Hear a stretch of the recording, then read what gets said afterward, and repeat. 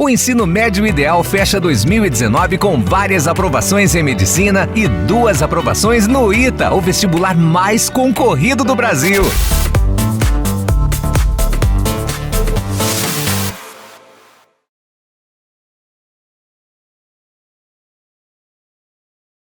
Depois que os portugueses chegaram ao território que hoje é o Brasil, algumas décadas se passaram antes que seus governantes se interessassem por estas terras, pois julgavam o comércio com o Oriente mais lucrativo.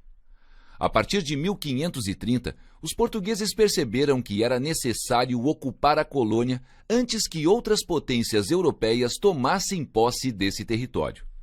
Para isso, o cultivo de cana-de-açúcar, um produto muito lucrativo na época, tornou-se a solução.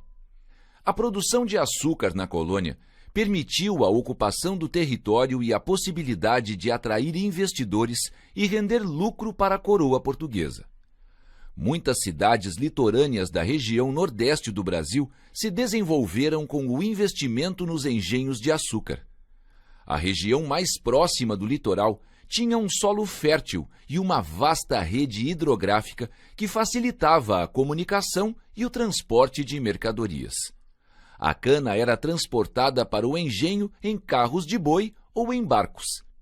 Os rios eram fundamentais para toda a produção açucareira, uma vez que neles era realizado o transporte da cana. Além disso, os rios moviam os moinhos dos grandes engenhos. Inicialmente, atribuiu-se o nome engenho para as instalações nas quais a cana era processada e transformada em açúcar. Depois, esse termo passou a designar o conjunto da propriedade açucareira, incluindo a própria plantação de cana. As atividades nos engenhos eram coordenadas por trabalhadores livres, que fiscalizavam o trabalho dos escravizados. A primeira etapa de produção do açúcar era a moagem, feita logo depois de a cana ser limpa e preparada. A moagem podia ser realizada por engenhos movidos pela água, os denominados moinhos d'água, por animais, como cavalos, burros ou bois, e por pessoas escravizadas. Aqui temos a representação de um engenho d'água. Da moagem, obtinha-se o caldo de cana, ou sumo, que seguia para a casa das fornalhas.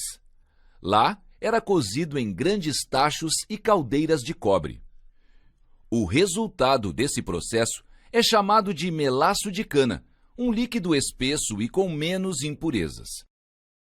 O melaço era colocado em vasos de barro com forma de sino. Além da abertura superior, esses vasos tinham um pequeno buraco na base.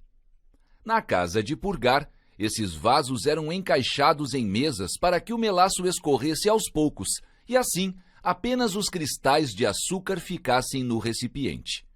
Esse processo era chamado de purga, que significa purificação. Depois de escorrido o melaço, o açúcar dos vasos passava pelo processo de secagem e, geralmente, era colocado ao sol. Quando estava seco, o açúcar era desenformado, dando origem aos famosos pães de açúcar. Na abertura do recipiente ficava o açúcar branco, mais valorizado. Na ponta do pão de açúcar ficava o mais escuro, o mascavado, que era mais barato. Os diferentes tipos de açúcar eram separados, pesados e divididos.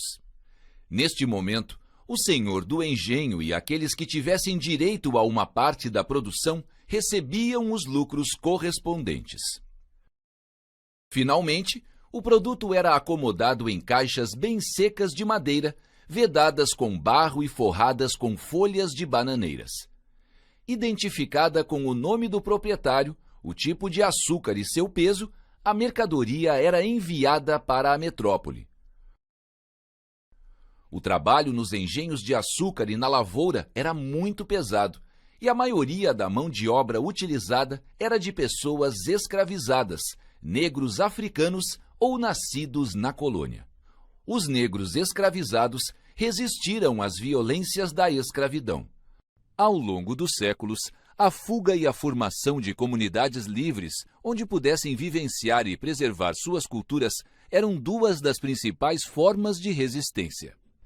Essas comunidades, chamadas de quilombos, foram se formando em regiões de difícil acesso.